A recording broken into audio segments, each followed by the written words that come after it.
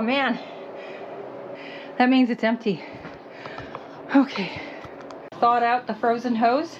We've got to fill from the hydrant. It's minus 13 right now. Please work.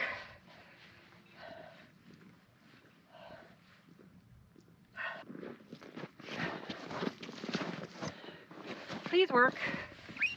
Oh.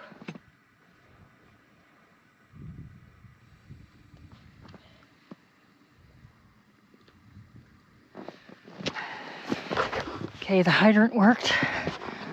It should work.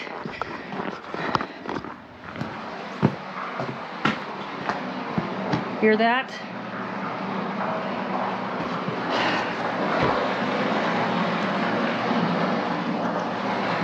I've got a questionable look on my face because I could have swore I filled that cistern last week before all this cold weather for about 2.5 hours, and I thought there was more in it.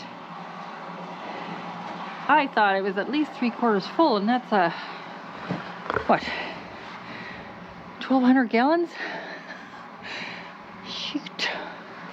Okay, well, I'll run it now for 3-4 hours.